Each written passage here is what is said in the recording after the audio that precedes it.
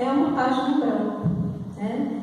Um novo dia é um novo começo, é uma nova estação, né? Cada novo ano nós temos a chance de recomeçar, e é comum a gente fazer isso, né? Não sei vocês, mas eu gosto de chegar ao final do ano, fazer meio que aquela retrospectiva mental, né? Como é que foi esse ano que passou? Quais foram os planos, as resoluções que eu tomei no início do ano, lá no dia 1º, no dia 31, e o que eu consegui realizar, o que eu não consegui realizar, o que foi bom, o que foi ruim, onde foi que eu errei. Às vezes a gente faz isso. E a chegada de um novo ano, eu particularmente, eu gosto muito desse clima assim, de virada de ano, no sentido de que, nossa, vamos começar de novo, né? Vamos procurar acertar, vamos procurar ver, rever ali e traçar novos planos. E é uma chance que Deus nos dá.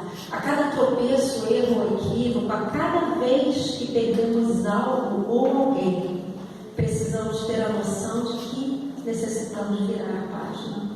Né? E lembrar que Deus nos dá essa oportunidade de virar a página, de começar de novo, independente do que tenha acontecido no passado. Ele nos perdoa, nós falamos sobre isso ontem, Ele perdoa, Ele tira o sentimento de culpa quando a gente pede perdão e se perdoa também. Lembrando da história da Helena, quantos estão acompanhando a história da Helena? Né? Então, a Helena, depois que ela foi traída pelo esposo, depois que ela viveu toda aquela decepção e acabou tendo que voltar para a casa dos pais, ela começou a buscar motivos para tudo que havia acontecido na vida dela e primeiro veio aquele sentimento de culpa, achando que a errada era ela.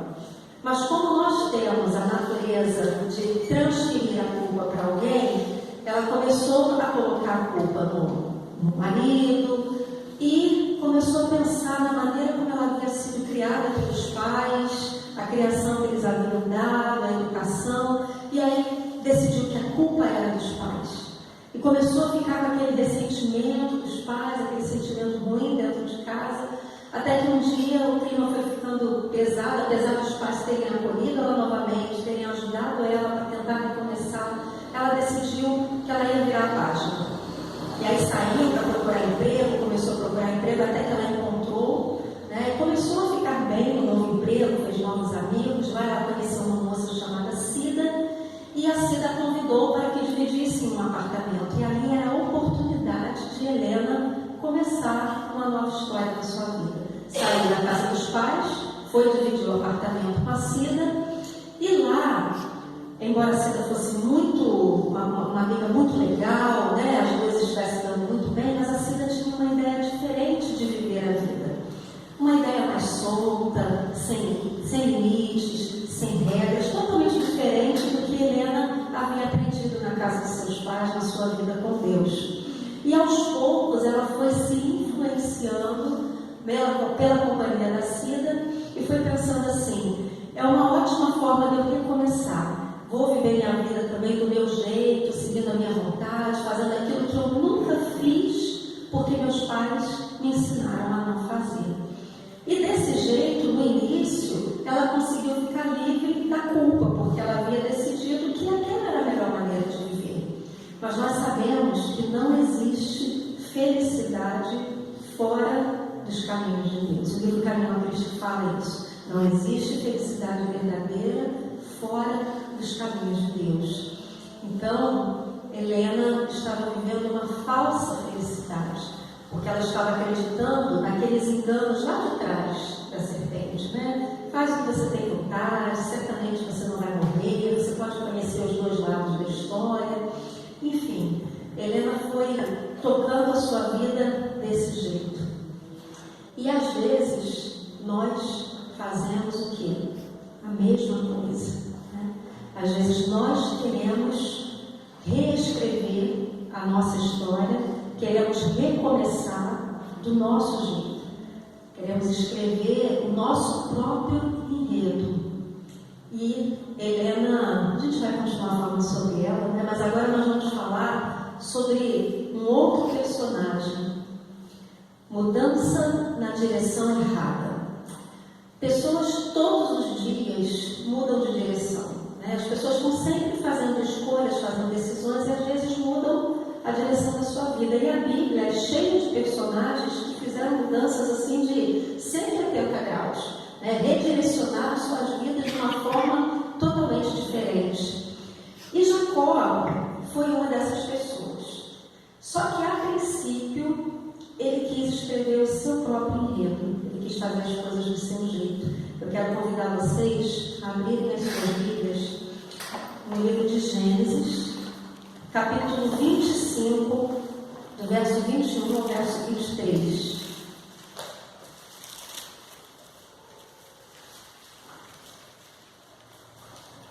Gênesis 25, do verso 21 ao verso 23.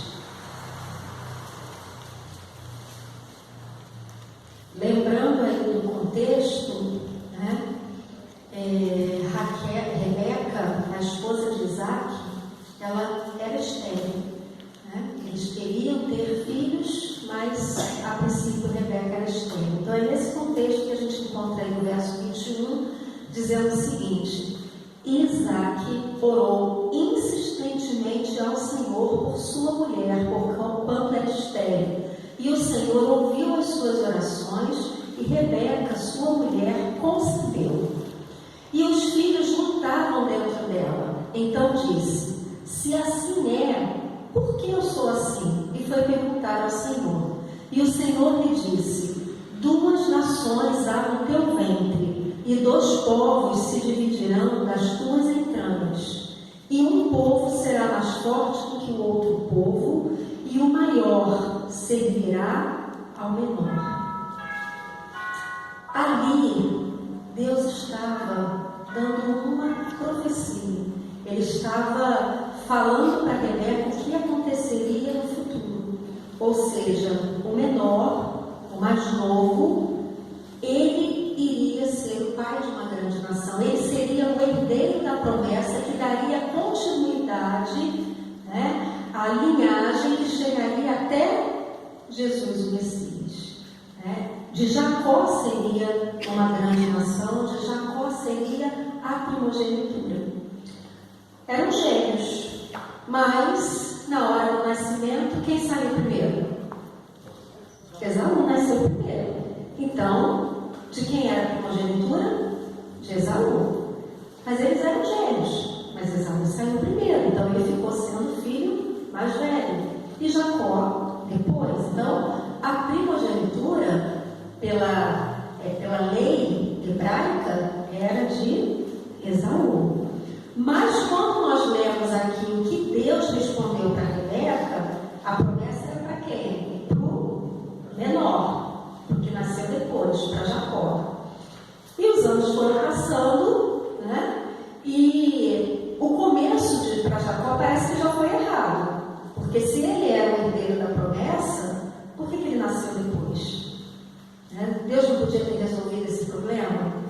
E Jacó cresceu, né, sabendo que a primogenitura pertencia ao seu irmão mais velho. Ele era o segundo filho, era o escolhido do Senhor, mas não era o escolhido segundo as leis judaicas, né? E chegou um momento onde o próprio Isaac declarou que a primogenitura seria dada a Esaú. Aí Jacó começou a ficar, né, confuso e pensando como ele poderia resolver aquela situação. Porque assim, Jacó percebia que Esaú não estava muito preocupado com essa questão de primogenitura. Ele queria viver a vida dele, ele queria fazer as coisas que ele gostava de fazer. E Jacó já era mais centrado, né? Jacó já era mais família. Ele estava muito mais interessado nas bênçãos espirituais que viriam com a primogenitura do que com a herança das posses e dos bens de seu pai. E isso está bem detalhadinho lá no livro Patriarcas e Profetas, quando fala, né, da história dos dois. Qual é o interesse dos dois? Então Jacó, ele estava ali pensando no que ele poderia fazer para resolver esse problema. Afinal de contas, né, existia um problema, porque ele acreditava ter esse direito, mas Esaú era o filho mais velho e Esaú iria receber. Então, tendo o perfil desses dois rapazes que era bem diferente, não fica difícil entender por que Deus disse que em Jacó ele estabeleceria sua descendência. Mas por que? A pergunta, né? Por que o Senhor não fez nascer primeiro? Não seria tudo mais fácil, gente? Se a bênção era para ele, por que na hora de nascer ele não saiu primeiro? Deus poderia ter feito isso. Só que Deus não resolve as coisas do nosso jeito. Ele tem o jeito dele para escrever a história. E nós temos o nosso. Só que o jeito dele é sempre o melhor. A nossa vida também é aparentemente cheia de incoerências. Às vezes a gente vê pessoas que não têm fé nenhuma, né? não acreditam em Deus, vivem a vida da forma desordenada, mas são pessoas que às vezes prosperam financeiramente, têm casamentos bem-sucedidos, né? Vivem, parece que uma vida mais leve, não passam por desgraças, por perdas. E aí a outra pessoa, cristã, fiel a Deus, que quer seguir a vontade de Deus, fazer tudo certinho, passa dificuldade financeira, às vezes tem problema na família, são os filhos que se desviam do caminho de Deus. Então parece que é tudo muito incoerente. E por que isso acontece? Porque o pecado entrou no mundo. E o pecado fez com que as coisas se tornassem incoerentes. Muita coisa não faz sentido mais para a gente por causa do pecado. Porque nós sofremos consequências diretas do nosso próprio pecado. Nós sofremos consequências do pecado, às vezes, de outras pessoas que convivem conosco, e elas erram e a gente às vezes sofre com as escolhas delas, e nós sofremos com os resultados do pecado no mundo. Doenças, perdas, tragédias, violência.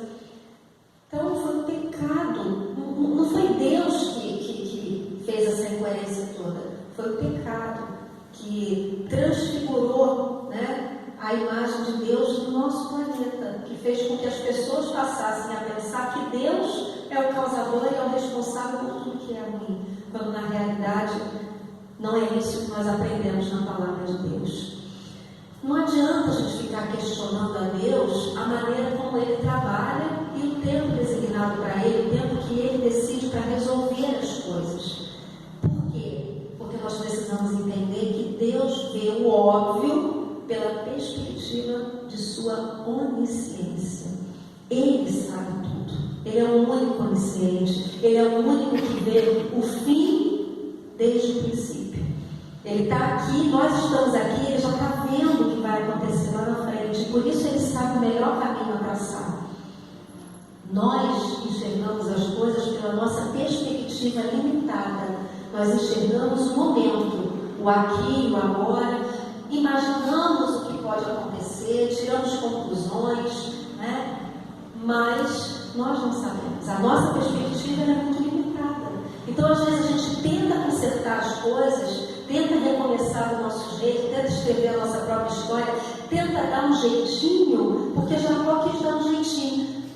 Parecido com Abraão, Parecido desse jeito humano de querer ajudar Deus. Com Abraão foi a mesma coisa. A tua esposa, o filho da promessa vai ser filho de Sara. Ela vai engravidar. Aí Sara, eu velha desse jeito, Esther vai engravidar como? E Abraão, eu já estou quase 100 anos. Ou seja, eu vou dar um jeito nisso. E Sara, eu vou dar um jeito. Passa a ideia para Abraão, Abraão aceita a ideia. Jacó foi a mesma coisa. Eu vou acelerar o processo. Eu vou dar um jeitinho dessa primogenitura ser minha. Eu vou enganar o meu irmão. E vai ficar tudo bem, porque eu tenho o apoio da minha mãe. Ela está comigo, ela também não concorda com essa história de primogenitura por Esaú. Vamos dar um jeito. E aí, conhecemos bem a história.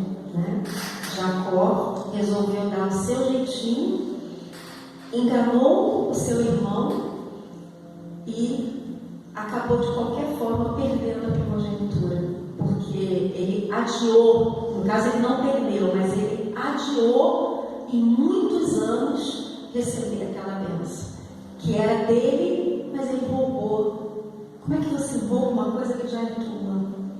Porque não acreditamos nas promessas de Deus, porque não esperamos com paciência no Senhor, como diz o Salmo 40. Se Ele deu a promessa, não importa se vai demorar 1 ano, 2, 10, precisamos perseverar, o que é difícil para nós, porque nós somos imediatistas. Nós queremos ver a solução dos conflitos, a solução dos problemas, a resolução de forma rápida. E vivemos numa era instantânea, onde tudo tem que ser para ontem. Se você manda uma mensagem no WhatsApp e você percebe que a pessoa visualizou, recebeu e não respondeu, pronto. Ai, já não quer falar comigo, viu? Lá na barra de notificação que fui eu e já não quer responder, está fingindo que não viu. Ai, mas está demorando, já passou 2 minutos e a pessoa visualizou e ainda não respondeu. Nós vivemos nessa era. Não temos a paciência de esperar que Deus resolva algumas situações. Eu acho esse texto lindíssimo e perfeito. Olha o que ele diz. Está lá no livro Ciência do Bom Viver e diz assim: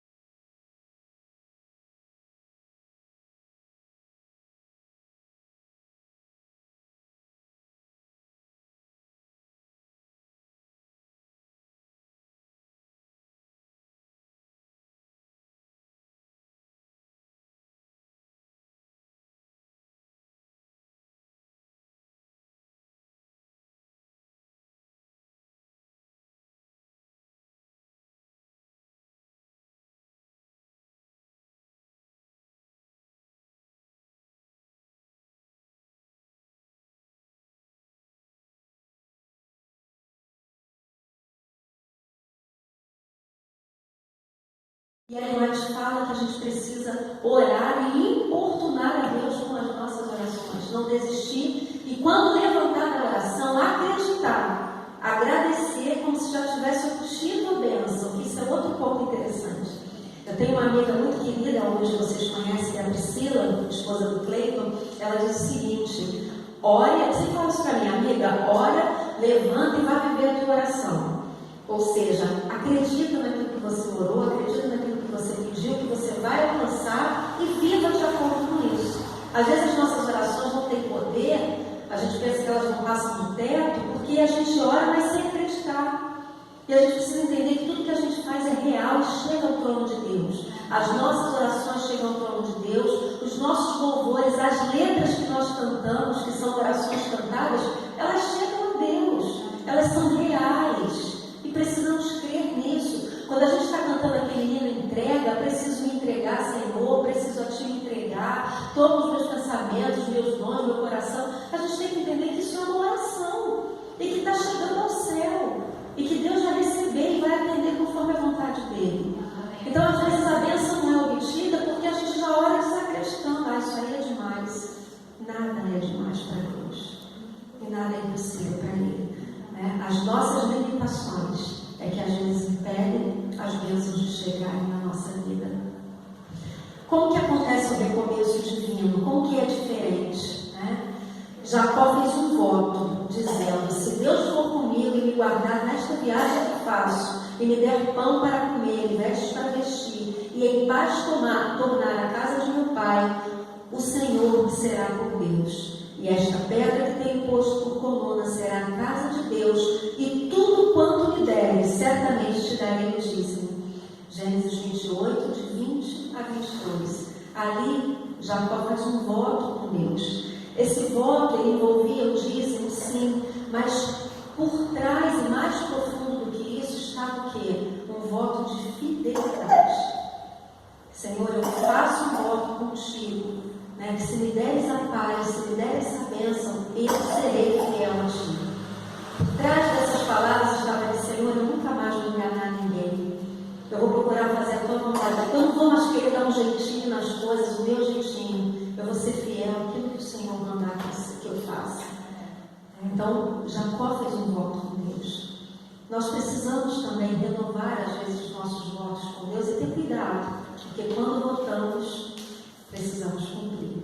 Então, temos que ter cuidado com isso. Nós podemos, sim, renovar os nossos votos com Deus. A história dele ali mostra que mudar e crescer espiritualmente não nos afasta de problemas e injustiças que nos faz fortes, mas nos faz fortes para resistir ao mal, suportar com fé na esperança das promessas. Ou seja, Jacó, ele estava indo encontrar Labão. E ali, antes de chegar, ele fez o seu voto. Ele permitiu que Deus renovasse a sua vida. Mas isso não isentou de passar por tudo que ele passou. Ele enfrentou provas, enfrentou dificuldades, injustiças demais, mas ele ficou fiel. Aquilo que ele disse para Deus que ele seria fiel, inclusive nos dízimos, ele provou isso lá, nos 14 anos que ele ficou nas terras de Labão. Ele provou que ele iria cumprir o voto com Deus e agora ele estaria pronto para viver a promessa. Agora ele estaria pronto para que através dele se cumprisse o que Deus falou sobre ele. Isso nos ensina o que, irmãos? Que é através das provas e das dificuldades que nós amadurecemos espiritualmente, emocionalmente e nos tornamos aptos para viver as bênçãos de Deus. Às vezes uma bênção que Deus tem para dar para você aqui, Ele retém, você está preparado para receber. Uma resposta a uma oração que Ele poderia te dar hoje, Ele segura e fala: espera, meu filho, porque você não está preparado.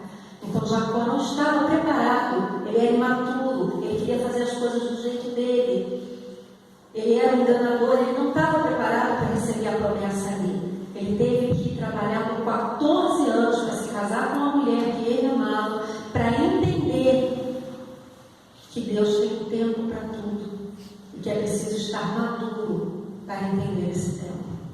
Amém? Isso é uma lição para cada um de nós. E para finalizarmos, né, que lições nós podemos aprender com essa história e essa experiência de Jacó?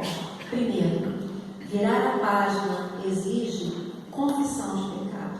Enquanto estivermos com pecados escondidos, acariciados, não confessados, isso acaba sendo um empecilho para que as promessas de Deus se cumpram na nossa vida e para que Ele vire a página da nossa vida, né? O que diz lá em Isaías, no capítulo 51, que os vossos pecados que fazem separação entre nós e o vosso Deus, né, e que encobre, 59, e que encobre a face dele de nós. Os nossos pecados, mas não são os pecados que a gente confessou, se arrependeu, abandonou. São os pecados que nós encobrimos.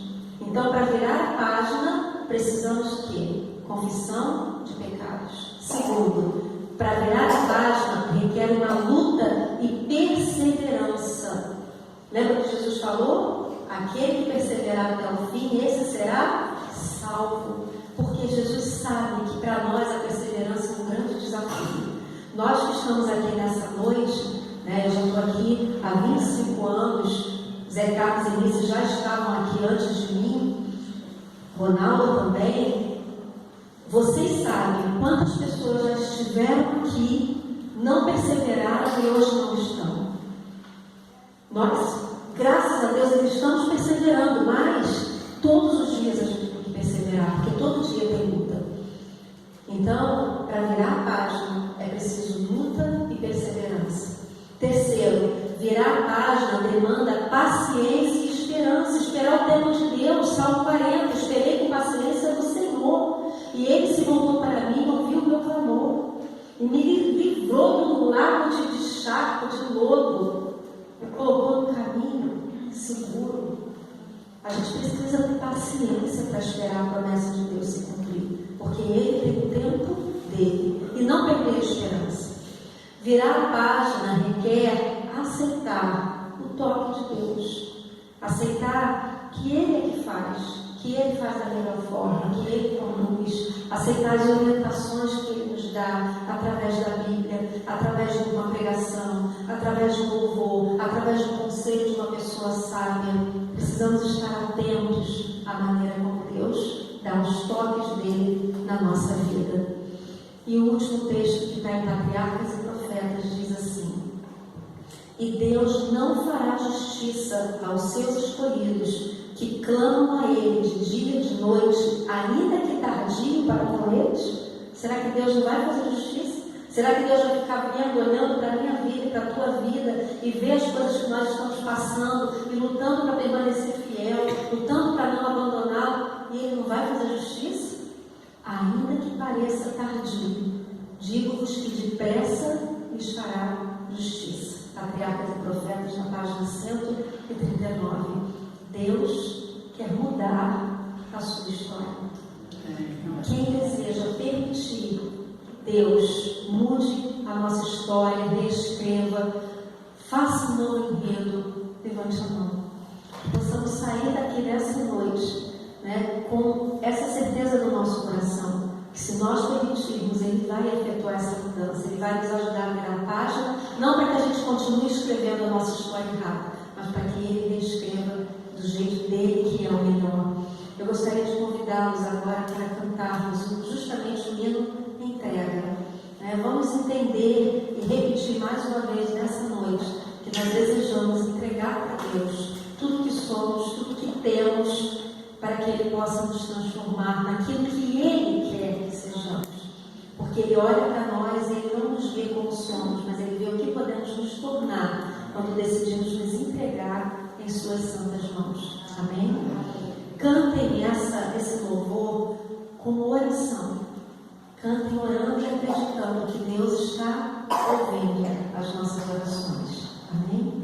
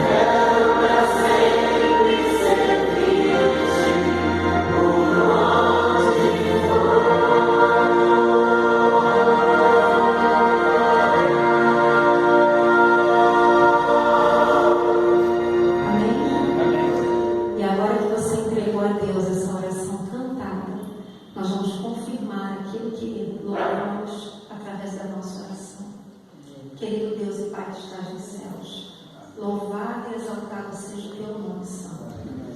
Ó Pai, nós aqui na Igreja de Mesquita, essa pequena parte do seu povo, acabamos de declarar através desse louvor que desejamos entregar toda a nossa vida, tudo que temos aos teus pés, Senhor.